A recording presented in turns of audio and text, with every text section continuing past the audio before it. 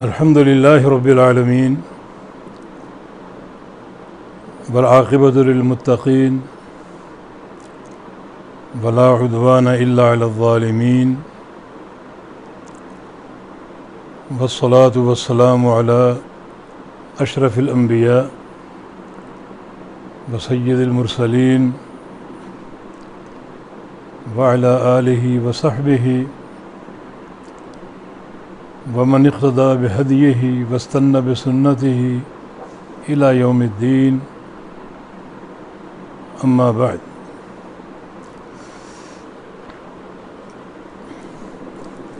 محترم سامعین حضرات، السلام علیکم ورحمۃ اللہ وبرکاتہ۔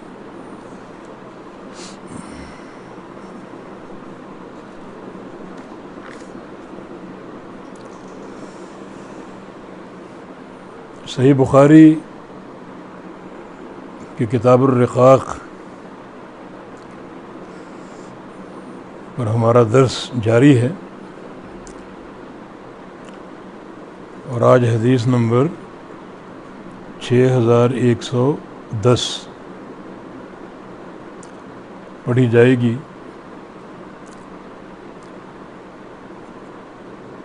اس حدیث کے راوی سیدنا انس بن مالک رضی اللہ تعالی عنہ ہیں۔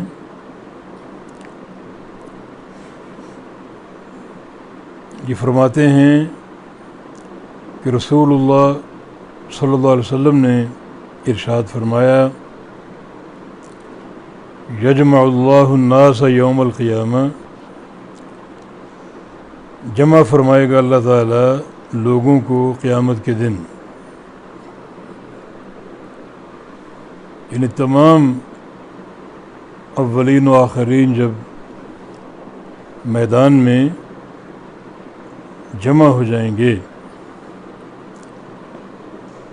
اور حساب و کتاب شروع نہیں ہو رہا، اور ایک عجیب ابہام کی کیفیت ہے۔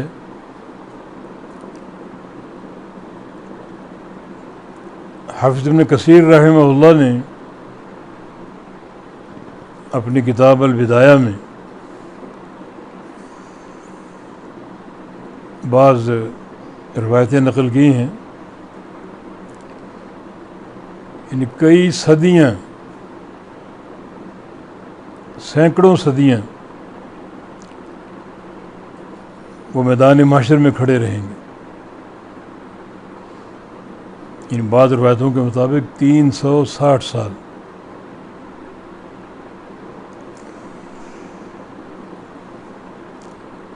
کھڑے رہیں گے اور حساب و کتاب شروع نہیں ہو رہا، تو پھر وہ آپس میں یہ بات کریں گے، لو استشفعنا علی ربنا حتی یریحنا من مکاننا، کیوں نہ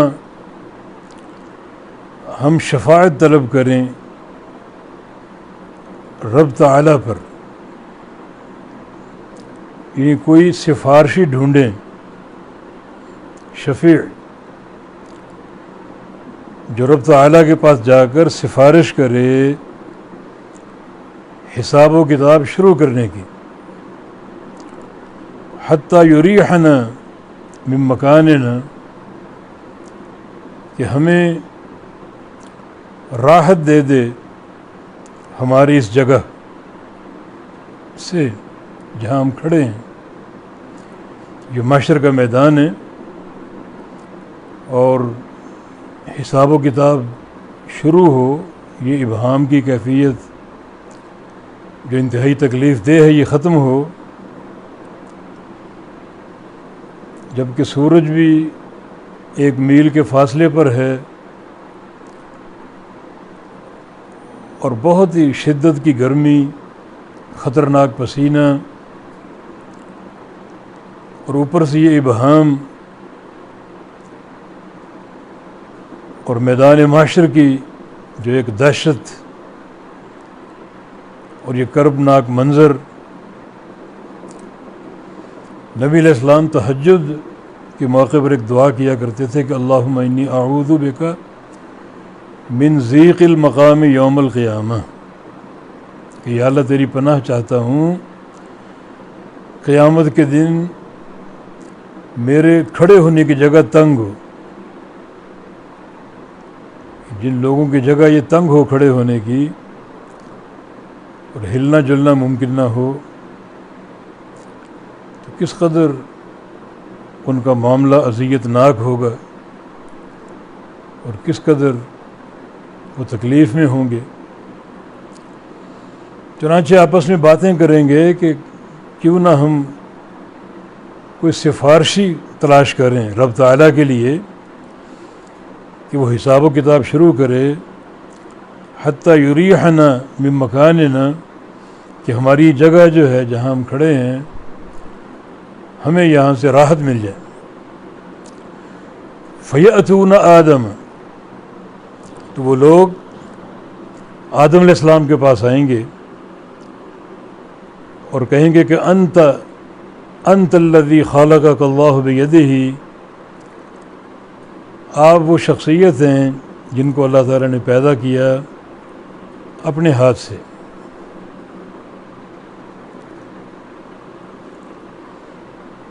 یہ آپ کا مقام ہے کہ اللہ تعالیٰ نے آپ کو اپنے ہاتھ سے پیدا کیا.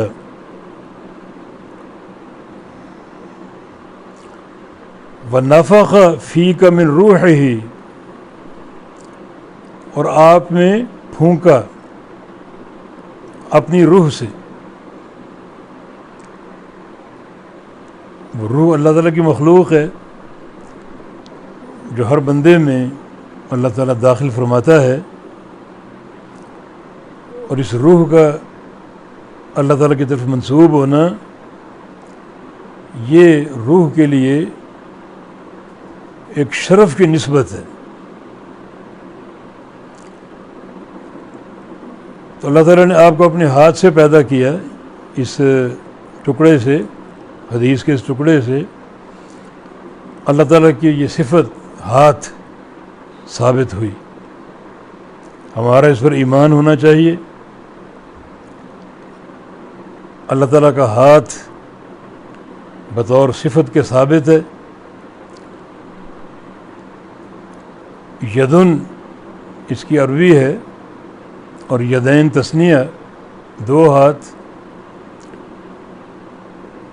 تو ہمارا اس پر ایمان ہے. اللہ تعالیٰ کے دو ہاتھ ہیں، لیکن کیسے ہیں یہ معلوم نہیں. کیفیت ہمارے لیے مجہول ہے. اللہ تعالیٰ کے ہاتھوں کا اس بات ہے، ثابت ہیں، لہذا ہمارا ایمان ہے. مگر وہ ہاتھ کیسے ہیں وہ ہم نہیں جانتے. کیفیت اللہ جانتے. مخلوقات کے بھی ہاتھ ہیں، تو کہ اللہ تعالیٰ کے ہاتھ مخلوقات جیسے ہیں؟ جواب یہ کہ نہیں. کیوں؟ کیونکہ لیس کمثلہ شیء، اس جیسی کوئی چیز نہیں ہے. وہ ذات مخلوقات کی تشبیہ سے پاک ہے. اس کی ساری صفات اور اس کے سارے افعال کیسے ہیں؟ جیسے اس کے شایان شان ہیں. مخلوقات جیسے نہیں ہیں، کیونکہ وہ ذات تشبیہ سے پاک ہے. تو آدم علیہ السلام سے کہیں گے کہ اللہ تعالیٰ نے آپ کو یہ اعزاز دیا، اپنے ہاتھ سے آپ کو پیدا کیا، پھر آپ روح پھونکی آپ میں، اور پھر وہ امر الملائکۃ فسجدوا لک، حکم دیا اللہ تعالیٰ نے فرشتوں کو جنہوں نے آپ کے سامنے سجدہ کیا. کون فرشتے؟ جو صدیوں اللہ تعالیٰ کی عبادت کر چکے، اور ان فرشتوں کو سجدہ کا حکم دیا آدم علیہ السلام کے لیے جو ابھی تک ایک سجدہ نہیں کر سکے. یہ نوع انسانی کا شرف ہے، یہ بھی ان کا ایک اعزاز ہے. جب اتنا مرتبہ ہے آپ کا اللہ تعالیٰ کے ہاں تو فاشفع لنا عند ربنا، تو ہماری سفارش کر دیں رب تعالیٰ کے پاس جا کر. سفارش کس چیز کی؟ کہ حساب و کتاب شروع ہو.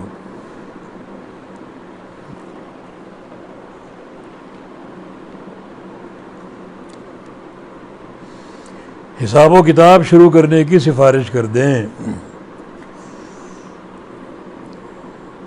تو آدم علیہ السلام جواب دیں گے لست ہناکم، کہ اس مقام پر میں نہیں ہوں، میں اس اہل نہیں ہوں، اس قابل نہیں ہوں کہ آج میں سفارش کے لیے جا سکوں. یذکر خطیئتہ، اور اپنے گناہ کو یاد کریں گے. وہ گناہ کیا ہے؟ جو اللہ تعالیٰ کا حرام کردہ جو دانہ تھا اسے چکھ لیا. اللہ نے روکا تھا لا تقربا هذه الشجرہ، اس درخت کے قریب نہ جانا، چلے گئے اور اس کو چکھ لیا. اللہ تعالیٰ کی نافرمانی ہو گئی. تو آدم علیہ السلام فرمائیں گے کہ مجھے اس سوال کا سامنا ہے، اللہ تعالیٰ کی عدالت کا سامنا ہے، میں اس مقام کا اہل کیسے ہو سکتا ہوں؟ تو پھر تم کیا کرو؟ ائتو نوح، تم نوح علیہ السلام کے پاس چلے جاؤ. اول رسول بعثہ اللہ، جو پہلے رسول ہے جن کو اللہ نے مبعوث کیا، نوح علیہ السلام، ان کے پاس چلے جاؤ اور ان سے سفارش طلب کرو. تو نوح علیہ السلام بھی کیا کہیں گے؟ لست ہناکم، کہ میں اس اہل نہیں ہوں.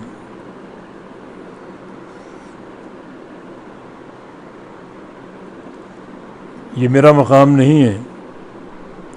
وَيَذْكُرُ خَطِيئَتَهُ، اور نوح علیہ السلام بھی اپنی غلطی کا ذکر کریں گے. وہ غلطی کیا ہے؟ بعض روایات میں کہ اپنی قوم کے لیے ہلاکت کی بد دعا کر بیٹھے، اور بعض روایتوں میں جو اپنے مشرک اور کافر بیٹے کی سفارش کی تھی، انہ من اہلی، کہ وہ میرا اہل ہے، اسے غرق ہونے سے بچا لے. تو فرمائیں کہ مجھے اللہ تعالیٰ کی عدالت کا سامنا ہے، تو میں اس مقام کا اہل نہیں ہوں اور میں سفارش نہیں کر سکتا.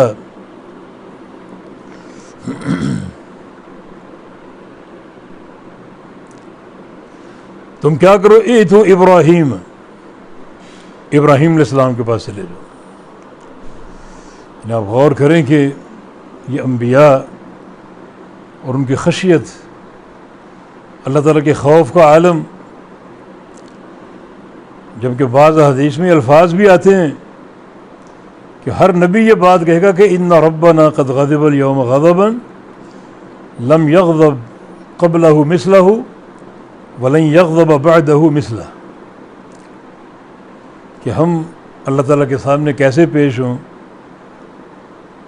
سفارش کیسے کریں، جب کہ ہمارا رب آج غصے میں ہے، اور اسے ایسا غصہ آج سے قبل کبھی نہیں آیا اور نہ آج کے بعد آئے گا. ایسا شدید غصہ، جب اللہ تعالیٰ ایک انتہائی شدید غضب میں ہے تو اللہ تعالیٰ کا سامنا ہم کیسے کر سکتے ہیں؟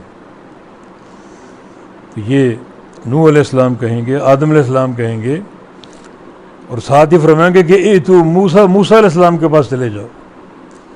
الذی کلم اللہ، جس سے اللہ نے کلام کیا، شرف ہم کلامی ان کو عطا فرمایا.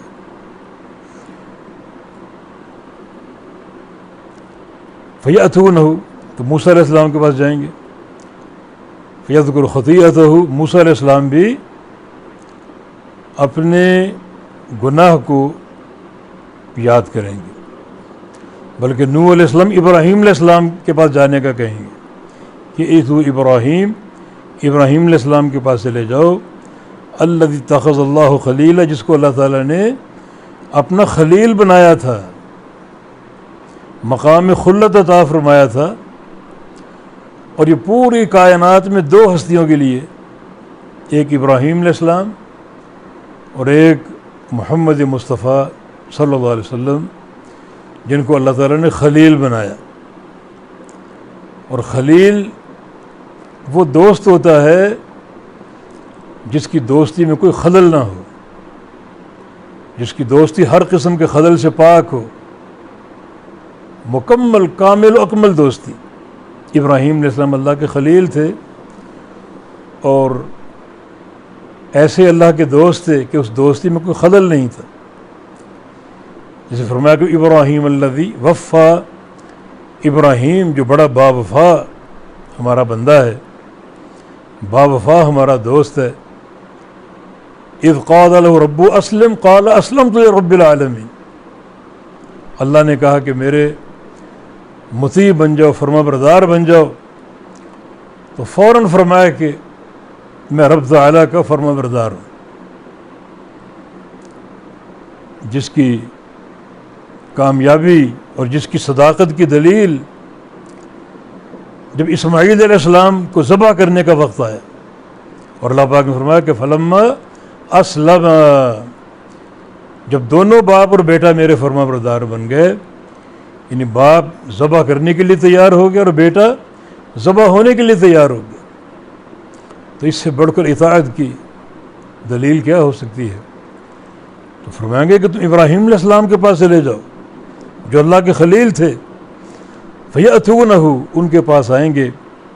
فیقول، وہ بھی فرمائیں گے لست ہناکم، کہ میں بھی اس مقام کا اہل نہیں ہوں اور میں بھی رب تعالیٰ کے پاس جا کر سفارش نہیں کر سکتا.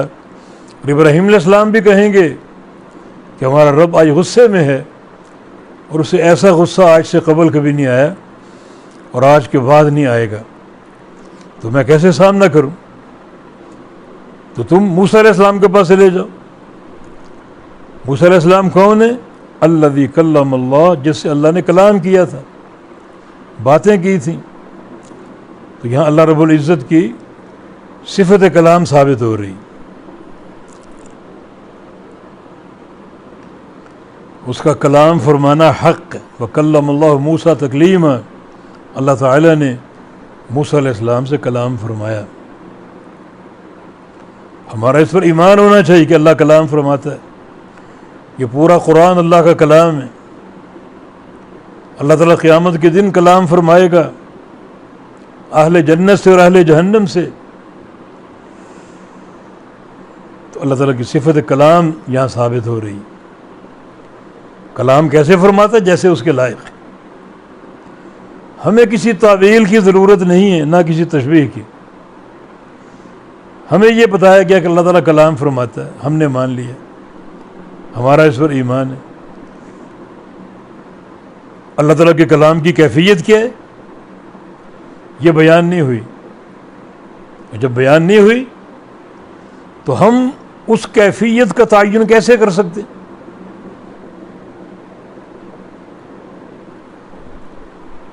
وَأَن تَقُولُوا عَلَى اللَّهِ مَا لَا تَعْلَمُونَ، اللہ تعالیٰ پر قول بلا علم بہت بڑا گناہ ہے کہ اللہ تعالیٰ پر وہ باتیں تم باندھو یا منسوب کرو جس کا تم کو علم نہیں. تو کیفیت ہم نہیں جانتے. اس کا کلام فرمانا پر حق ہے، ہمارا اس پر ایمان ہے. کلام کیسے فرماتا ہے؟ جیسے اس کے لائق ہے. کیا ہماری طرح کلام فرماتا ہے؟ نہیں. کیوں؟ لیس کمثلہ شیء، اس جیسی کوئی چیز نہیں.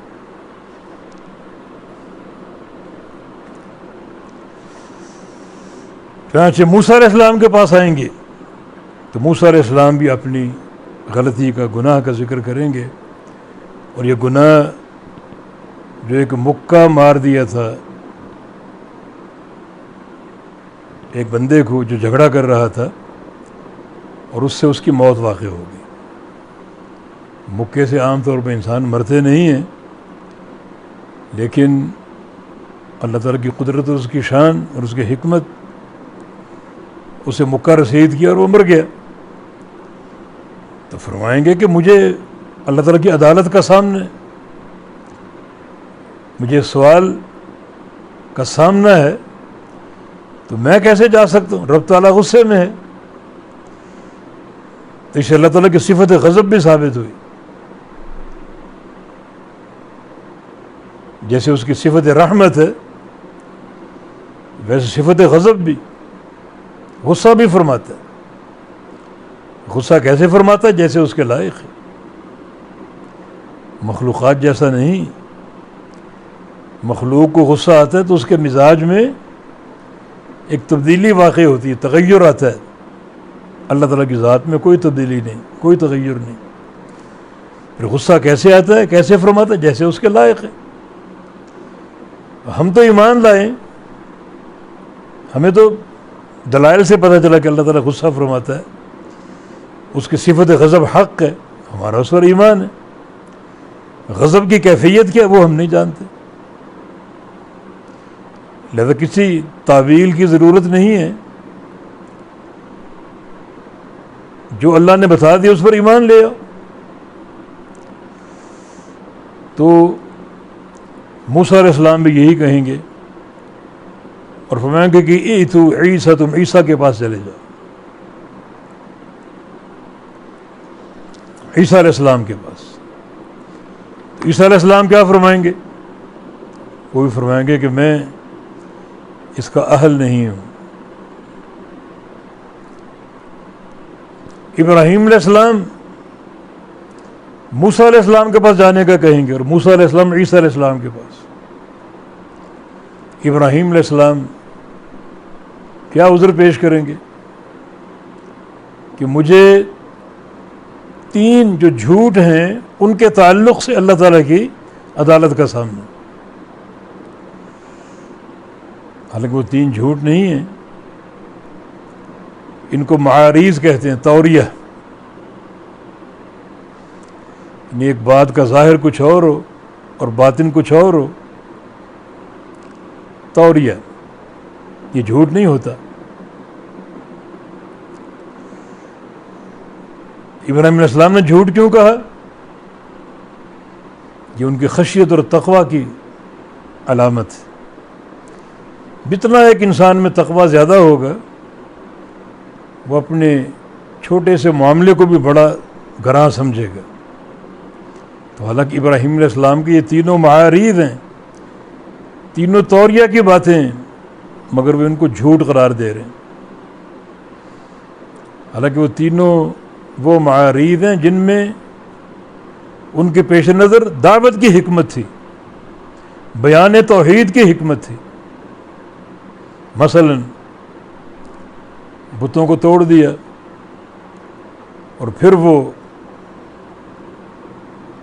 جو کدال تھی وہ بڑے بت کی گردن میں لٹکا دی، اس کو نہیں توڑا۔ اور جب قوم آئی، بت خانے کا منظر دیکھا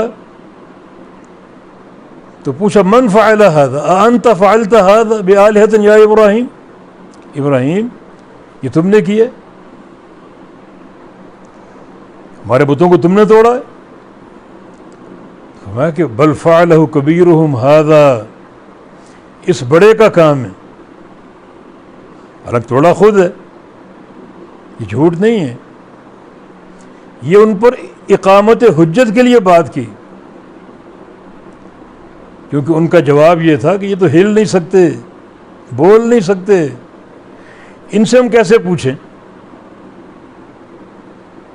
یہ کدال چلا نہیں سکتے، ان سے کیسے پوچھیں؟ تو ابراہیم علیہ السلام کو اقامت حجت کا موقع مل گیا کہ جو بول نہیں سکتے، ہل نہیں سکتے، انہیں تم مشکل کشا اور الہ مانتے ہو؟ تو اس دلیل پر پوری قوم خاموش ہو گئی۔ یہ جھوٹ نہیں بلکہ وہ توریے کی بات یا معارض میں سے اقامت حجت کے لیے. اسی طرح تہوار کے موقع پہ جو لوگوں نے کہا چلو ہمارے ساتھ، تو فرمایا کہ انی سقیم، میں بیمار ہوں. حالانکہ بیمار نہیں تھے،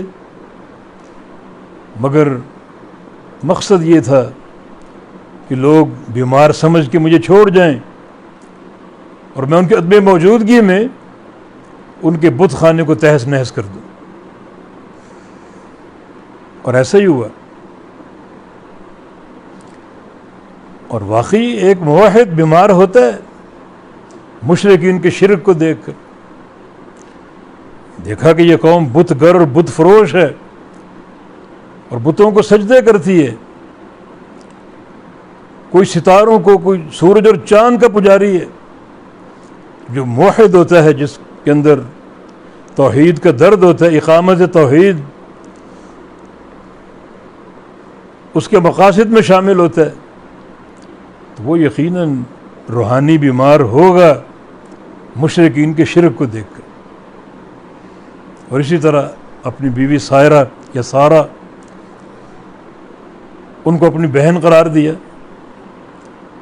تو ہر مسلمان سے دو رشتے ہوتے ہیں، ایک رشتہ خون کا یا ایک تعلق بیٹا ہے، بیٹی ہے، بیوی ہے، شوہر ہے، اور ایک رشتہ بہن بھائی کا، یہ اسلامی رشتہ. سارہ کو اپنی بہن کہا کیونکہ جس بادشاہ کے چنگل میں تھی وہ اگر بہن ہوتی کسی کو اس کو نقصان نہیں دیتا تھا، بیوی ہوتی اس کو ہتھیا لیتا تھا، تو اس لیے اپنی بہن کہا تاکہ وہ اس ظالم کی دسترس سے نکل آئیں. اور بہن اس لیے کہا کہ وہ دینی بہن ہے، دینی رشتہ ہے. تو تینوں ایسے معارض ہیں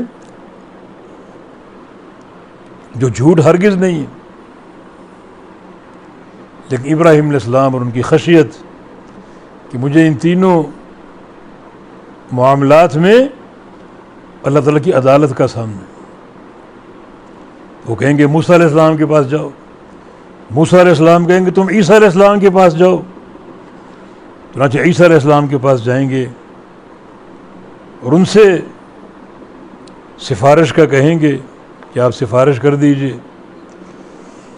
تو عیسیٰ علیہ السلام کیا فرمائیں گے؟ لست ہناک، میں بھی اس مقام کا اہل نہیں ہوں، مجھے بھی اللہ تعالیٰ کی عدالت کا سامنا. انت قلت للناس اتخذونی وأمی الہین من دون اللہ، کہ عیسیٰ کیا تم نے لوگوں سے کہا تھا کہ مجھے اور میری ماں کو اللہ کے سوا اپنا معبود بنا لو؟ حالانکہ کہا نہیں، مگر عدالت کا سامنا. یعنی اس سے اندازہ کریں کہ وہ عدالت کتنی خوفناک ہوگی. حالانکہ کہا نہیں ہے، مگر اللہ کے سامنے حاضری، کھڑا ہونا، اللہ تعالیٰ کے سوال کو سننا. تو جو لوگ گناہ میں ملوث ہوں گے ان کے خوف کا عالم کیا ہوگا.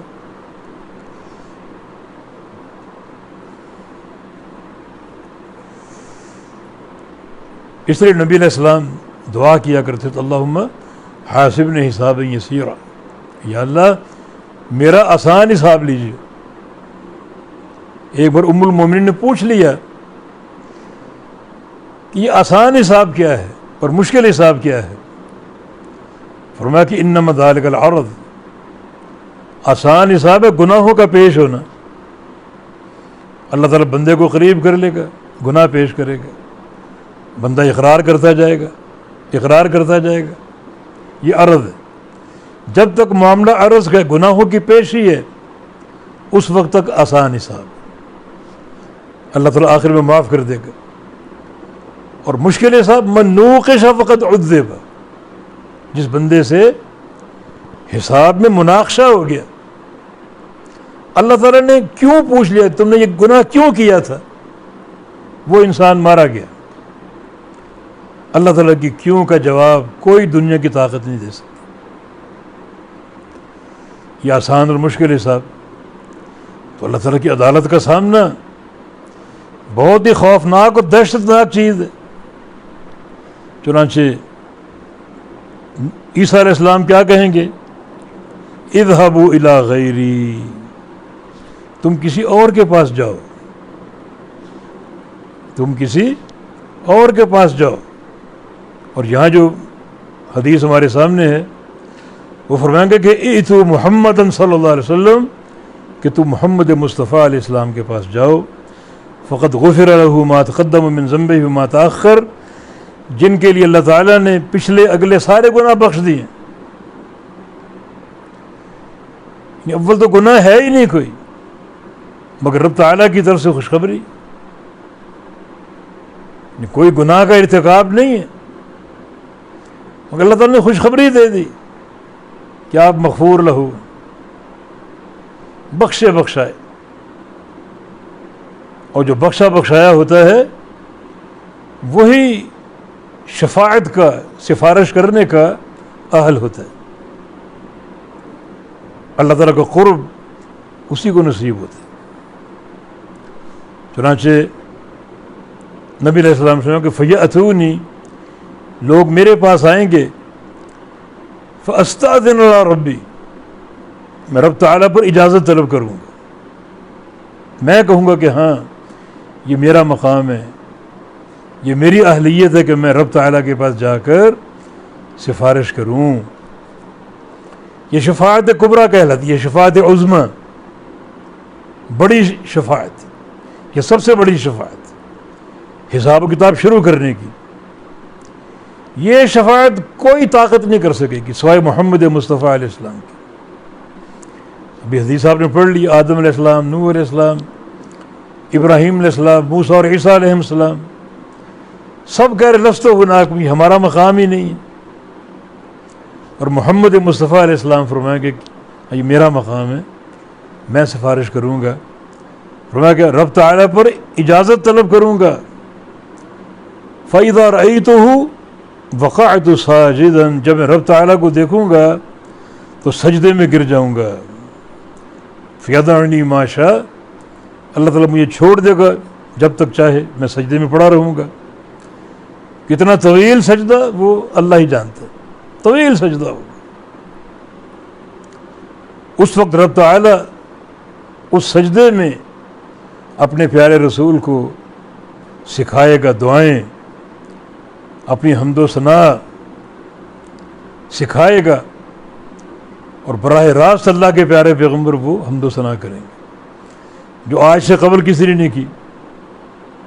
وہ ذات کس قدر تعریف اور حمد کی مستحق ہے، اور کیا اس کے محامد ہیں، اور کیا اس کی ثنا ہے، اور کیا اس ثنا کا مقام ہے، یہ انسانوں کے بس سے باہر اس کی معرفت۔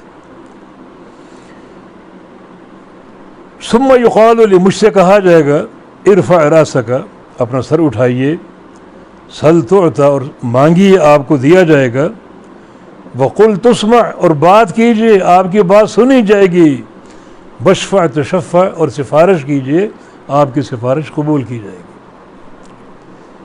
اس کا معنی اللہ کے پیارے پیغمبر بھی جاتے ہی سفارش نہیں کریں گے، اور نہ سفارش کرنے کی طاقت اور ہمت، سجدے میں گر جائیں گے، اللہ تعالیٰ کی بے شمار حمد و ثنا بیان کریں گے، طویل ایک سجدہ ہوگا، پھر بالآخر اللہ تعالیٰ فرمائے گا کہ اپنا سر اٹھائیے، اب بات کریں، آپ کی بات ہم سنیں گے، اور سفارش کریں، آپ کی سفارش قبول کریں گے۔ یہ ہے نبی علیہ السلام کا شافع روز جزا ہونا، اور یہ شفاعت کبریٰ، حساب و کتاب شروع کرنے کی سفارش۔ تو آپ کی اس سفارش سے، اس شفاعت سے حساب و کتاب شروع ہوگا۔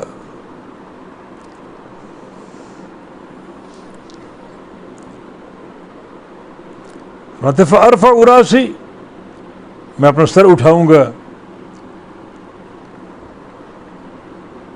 فاحمد ربی بتحمید یعلمنی، اس وقت میں اپنے رب کی حمد بیان کروں گا، ایسی حمد یعلمنی جو اللہ تعالیٰ اسی وقت مجھے سکھائے گا، اسی وقت وہ حمد میرے دل میں اللہ تعالیٰ القاء کرے گا، ثم اشفع، پھر میں سفارش کروں گا. وہ سفارش سنی جائے گی، حساب و کتاب شروع ہوگا. حدیث میں اختصار ہے، یعنی شفاعت کبریٰ کے ساتھ دوسری شفاعت کا بھی ذکر ہے. یعنی اس حدیث میں دو طرح کی شفاعت کا ذکر ہے. ایک ہے شفاعت حساب، حساب و کتاب شروع کرنے کی سفارش، یہ شفاعت کبریٰ کہلاتی ہے، جو خاصہ ہے محمد مصطفیٰ علیہ السلام. اور ایک ہے شفاعت اخراج، جن لوگوں کو جہنم میں جھونک دیا گیا، اگر ان میں کوئی موحد ہیں، اہل توحید ہیں، تو ان کو جہنم سے نکالنے کی شفاعت. چنانچہ یہ حدیث دو قسم کی شفاعت پر مشتمل ہے، شفاعت حساب اور شفاعت اخراج. شفاعت اخراج کا معنی جہنم سے نکالے جانے کی شفاعت. تو اللہ تعالیٰ کیا کرے گا؟ فَيُحُدُّ لِي حَدًّا، اللہ تعالیٰ میرے لیے حد متعین کرے گا کہ ان لوگوں کو جہنم سے نکال لو. یہ آپ غور کریں کہ شفاعت کا مقام یعنی کتنا اہم ہے اور اس کی معرفت کتنی ضروری ہے. ایک تو اللہ کے پیارے پیغمبر شافع اکبر ہیں، سب سے بڑے شافع، مگر جاتے ہی شفاعت نہیں کریں گے. اللہ کی حمد، طویل سجدہ، جب شفاعت کی اجازت ملے گی تب شفاعت کریں. من ذا الذی یشفع عندہ الا باذنہ، اور اللہ تعالیٰ کے پاس کون شفاعت کر سکتا ہے جب تک اس کا اذن نہ ہو، جب تک اس کا امر نہ ہو کوئی شفاعت نہیں کر سکتا. تو کوئی بندہ شافع نہیں بن سکتا جب تک اللہ کا اذن نہ ہو. یہ معاملہ شافع کا ہے. اب جس کی سفارش کرنی ہے مشفوع، کوئی بندہ مشفوع بھی نہیں بن سکتا جب تک اللہ کا اذن اس کی رضا نہ ہو. جیسے کہ اللہ پاک کا فرمان ہے وَلَا يَشْفَعُونَ إِلَّا لِمَنِ ارْتَضَىٰ، کہ شفاعت کرنے والے شفاعت نہیں کریں گے مگر صرف ان کی جن کی شفاعت میں اللہ راضی ہوگا. تو یہ ہے فَيُحُدُّ لِي حَدًّا، اللہ تعالیٰ میرے لیے حد متعین کرے گا کہ فلاں فلاں کی شفاعت کر لو، اور شفاعت کے ذریعے انہیں جہنم سے نکال لو. چنانچہ اللہ تعالیٰ کی متعین کردہ حد کے مطابق میں ان کی شفاعت کر کے ان کو جہنم سے نکالوں گا. فأخرجهم من النار، ان کو جہنم سے نکال لوں گا. وادخلهم الجنہ، اور ان کو جنت میں داخل کر دوں گا اللہ تعالیٰ کے امر سے. ان کا جہنم سے اخراج بھی اللہ کے امر سے، یعنی ان کی شفاعت بھی اللہ کے امر سے، جہنم سے اخراج بھی اللہ کے امر سے، اور جنت کا داخلہ بھی اللہ تعالیٰ کے امر سے. ثم اعود، پھر میں واپس آؤں گا. فاقع ساجدا، اور پھر میں سجدے میں گر جاؤں گا. مثلہ، پہلے کی طرح. فی الثالثہ والرابعہ، اور یہ 3 بار، یہ 4 بار ہوگا. یعنی بار بار جاؤں گا، سفارش کروں گا، اللہ تعالیٰ حد متعین کرے گا، اور میں ان کو جہنم سے نکال کر جنت میں منتقل کر دوں گا، سارا اللہ کے امر سے. اور یہ 3 یا 4 بار ہوگا. حتی ما بقی فی النار الا من حبس القرآن، حتیٰ کہ جہنم میں صرف وہ لوگ باقی رہ جائیں گے جن کو قرآن نے روکا ہے. قرآن نے کیسے روکا؟ جیسے خالدین فیہا، بعض لوگوں کے بارے میں کہ یہ لوگ جہنم میں ہمیشہ رہیں گے، مشرکین کفار ہیں. وما ہم بخارجین من النار، یہ جہنم سے کبھی نہیں نکلیں گے، یہ قرآن نے روکا ہے. یعنی حبس القرآن، یعنی جن کو قرآن نے روکا، معنی جن کے جہنم میں ہمیشہ رہنے کا قرآن نے ذکر کیا، وہ رہ جائیں گے، وہ نہیں نکالے جائیں گے، ہمیشہ جہنم میں رہیں گے. یہ وہ لوگ جنہوں نے کفر کیا، جنہوں نے شرک کیا. فکان قتادہ یقول، قتادہ اس حدیث کا راوی ہے، جناب انس کا شاگرد. وہ کہا کرتے تھے یہ حبس القرآن، قرآن نے روکا، اس کا کیا معنی؟ اے وجب علیہ الخلود، جن کا جہنم میں ہمیشہ رہنا واجب ہے. مراد یہ ہے ان قرآن نے روکا کیا معنی کہ جن کو قرآن نے ہمیشہ کا جہنمی کہا ہے وہ باقی رہ جائیں گے, باقی سارے جہنم سے نکال لیے جائیں گے لا الہ الا اللہ اور توحید کی برکت سے. توحید کی برکت سے اس کا معنی شفاعت اہل توحید کا حق. وہ اہل توحید جنہوں نے کبیرہ گناہ کر رکھے تو ان کی توحید کی برکت سے ان کی شفاعت ہوگی, جیسا کہ آگے ایک اور تفصیلی حدیث آ رہی. اس کے بعد حدیث نمبر 6111 جس کے راوی عمران ابن حسین رضی اللہ عنہ فرماتے ہیں کہ رسول اللہ صلی اللہ علیہ وسلم نے ارشاد فرمایا یخرج قوم من النار بشفاعت محمد صلی اللہ علیہ وسلم. ایک قوم کو جہنم سے نکالا جائے گا کس کی شفاعت سے؟ بشفاعت محمد مصطفیٰ علیہ السلام کی شفاعت سے. یہ شفاعت اخراج ہے, جہنم سے نکالے جانے کی شفاعت. یہ اہل توحید کا حق ہے. فیدخلون الجنہ, چنانچہ وہ جہنم سے نکالے جائیں گے اور جنت میں داخل ہوں گے. یسمون الجہنمیون, اور ان کا نام جہنمی رکھا جائے گا, اور ان کا نام جہنمی رکھا جائے گا. ان کو جہنم سے نکالا جائے گا اور جنت میں داخل کیا جائے گا, اور جب وہ جنت میں داخل ہو چکے ہوں گے تو وہ جہنمیون کے نام سے پکارے جائیں گے. اور ایک حدیث میں یکتب بین اعینہم, ان کی پیشانی پر لکھا ہوگا ہؤلاء اتقاء اللہ, یہ اللہ تعالیٰ کے آزاد کردہ لوگ ہیں جن کی گردنیں جکڑی ہوئی تھیں جہنم کی آگ میں. اللہ نے ان کو آزاد کر دیا اور جنت کا داخلہ عطا فرما دیا. یہ اللہ تعالیٰ کے آزاد کردہ ہیں. اور جیسا کہ ہم نے بتایا کہ ان کی دعا سے اللہ تعالیٰ یہ چیز بھی ختم کر دے گا کہ ان کو جہنمی کے نام سے لوگ یاد کریں گے, یا جہنمیین کہیں گے, یا اتقاء اللہ کہیں گے. اللہ تعالیٰ یہ چیز ختم کر دے گا اور بالکل ان کا جو جہنم میں جانا اور جہنم سے نکال کر جنت میں داخل کیا جانا لوگوں کے دلوں سے اللہ تعالیٰ اس کو بھلا دے گا اور مٹا دے گا.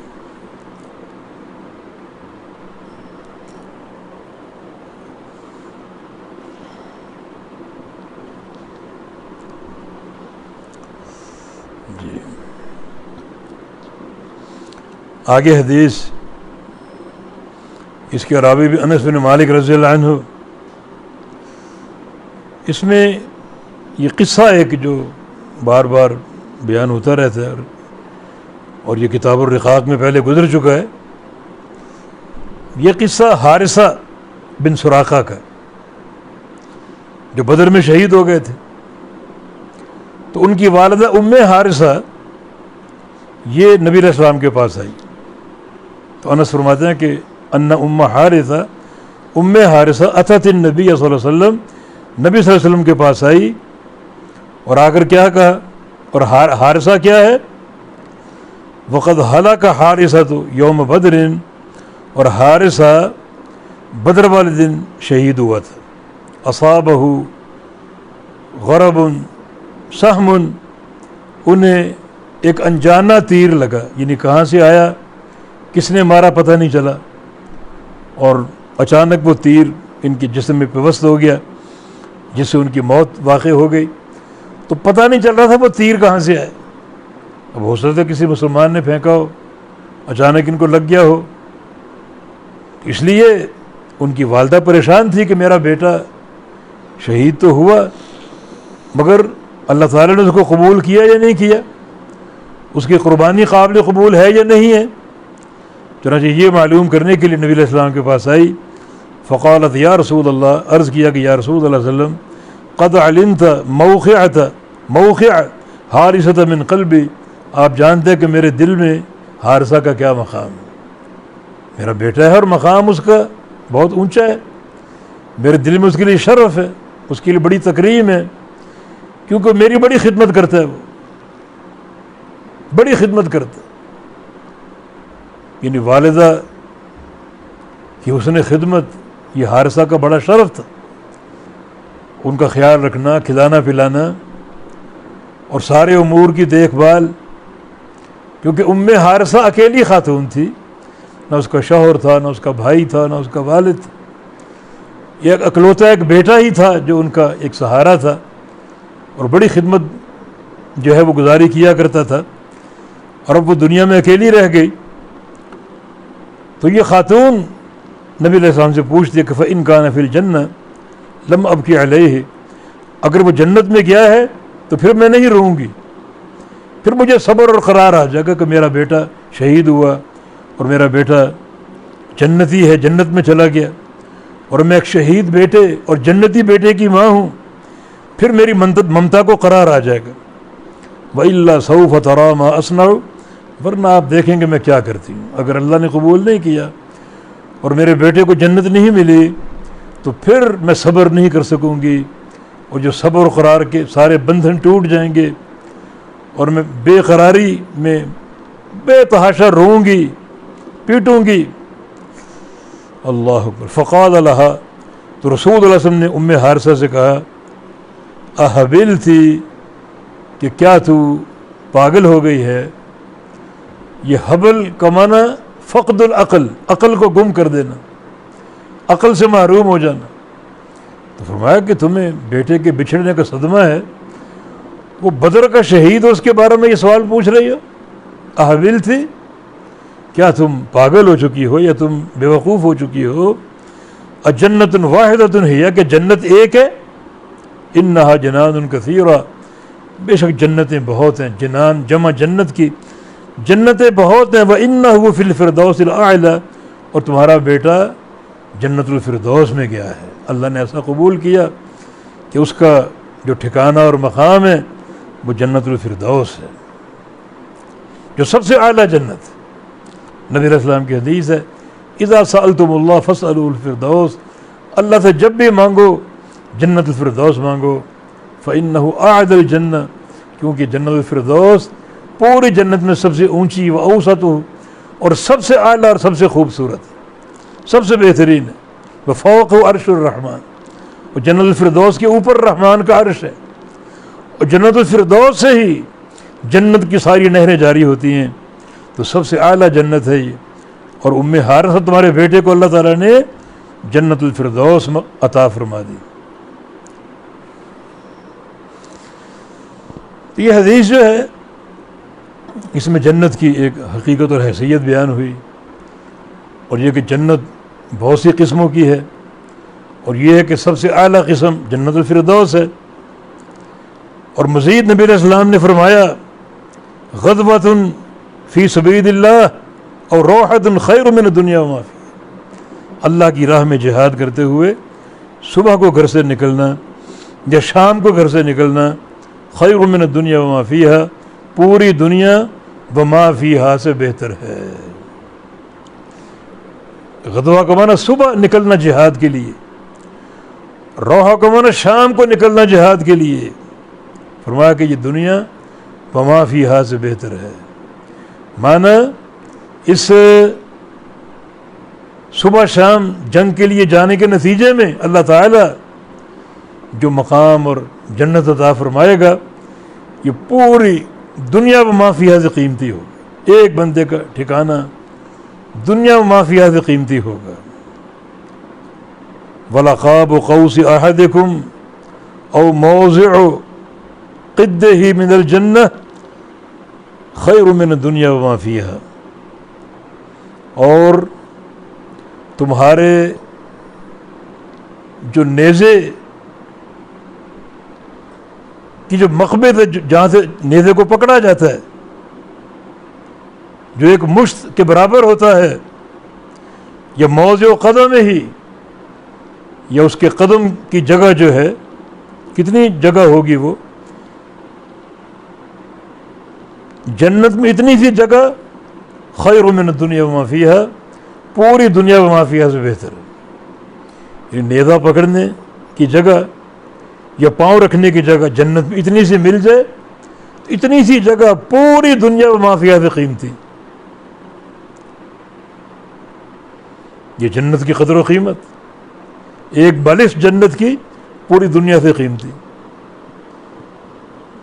ایک قدم رکھنے کی جگہ جنت کی پوری دنیا سے قیمتی۔ اس لیے فرمایا کہ الا ان سلعۃ اللہ غالیہ، خبردار لوگوں، اللہ کا سودا بہت ہی مہنگا ہے، یعنی جنت بہت ہی مہنگی اللہ کی مخلوق ہے، یہ بہت ہی قیمتی۔ تو اس مہنگے سودے کے لیے تمہیں بڑے اونچے عمل کرنے پڑیں گے تاکہ اس کے اہل بن سکو۔ اتنا مہنگا یہ سودا ہے کہ ایک پاؤں رکھنے کی جگہ یا ایک بالش جگہ یا ایک مٹھی کے برابر جگہ پوری دنیا سے قیمتی۔ اور یہ اللہ کا فضل اس نے اپنے بندوں کو عطا فرمانی۔ جو سب سے آخر میں جنت میں جائے گا، آگے حدیث آ رہی ہے، اللہ تعالیٰ اس کو جنت کا کتنا ٹکڑا الاٹ فرمائے گا، جتنی یہ زمین ہے اور اس کے 10 گنا اور۔ اتنی قیمتی اللہ کی عطا ہے، اتنا قیمتی خزانہ کہ ایک پاؤں رکھنے کی جگہ، ایک بالش کی جگہ، ایک مٹھی کی جگہ پوری دنیا سے قیمتی۔ اور اللہ کی عطا کی وسعت اور فراخی کہ جو سب سے آخر میں جا رہا ہے اسے اتنی جنت دے گا، اتنا ٹکڑا دے گا جتنی یہ زمین ہے اور اس کا 10 گنا اور۔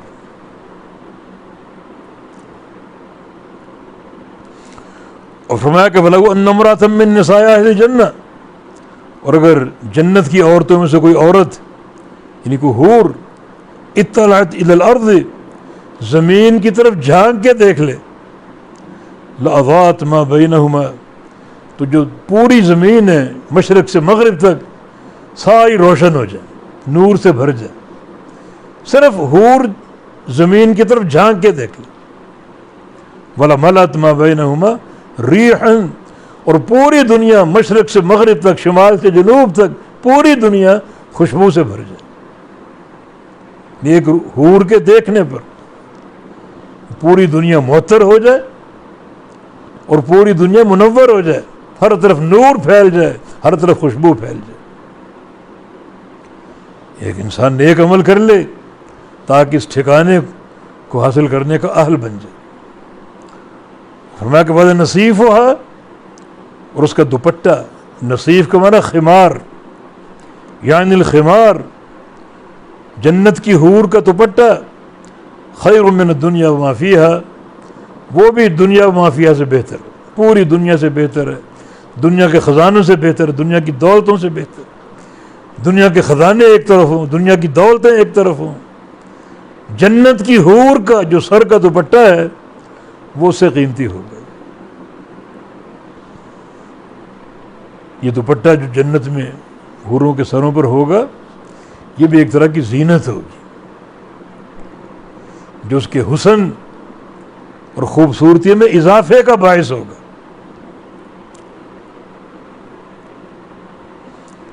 اللہ تعالیٰ سے بار بار جنت کا سوال کرنا چاہیے۔ اللہم انا نسألک الجنہ ونعوذ بک من النار، اے اللہ ہم تجھ سے جنت کا سوال کرتے ہیں اور جہنم سے تیری پناہ طلب کرتے ہیں۔ اگر ہم 3 بار یہ دعا کریں تو جنت خود بول اٹھتی ہے کہ یا اللہ اسے عطا فرما دے جنت، جنت سفارش کرتی۔ اور 3 بار اگر جہنم سے پناہ طلب کریں، جہنم بول اٹھتی ہے کہ یا اللہ اسے اپنی پناہ میں لے لے اور مجھ سے اس کو بچا لے۔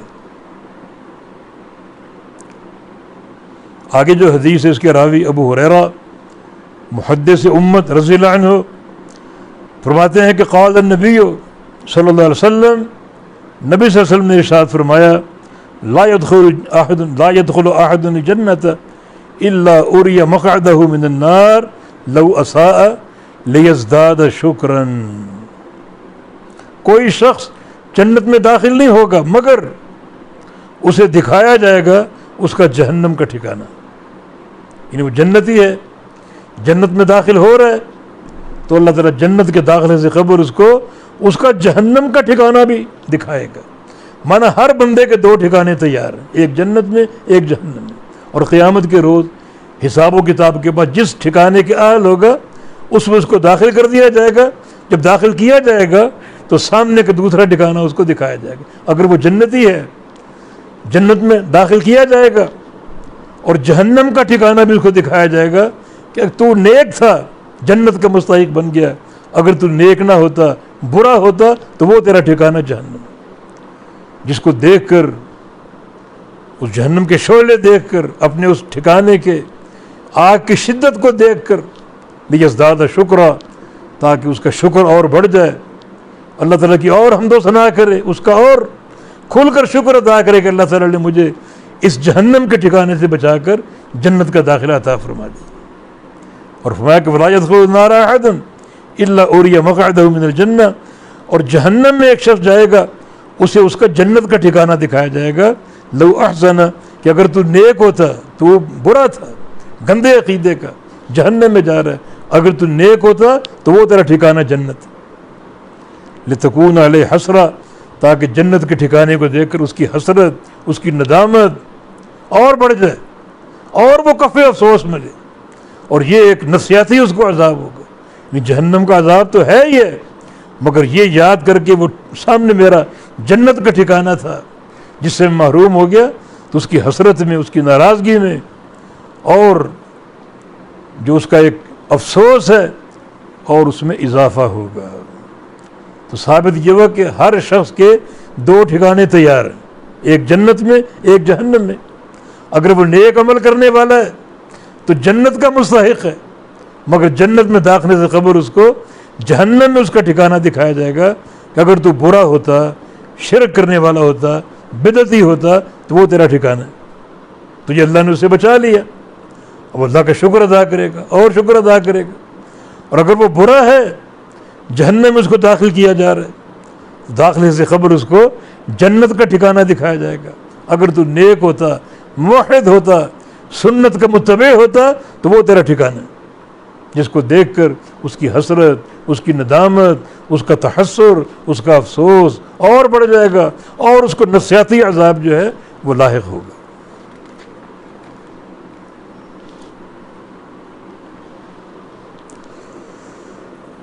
بارک اللہ فیکم.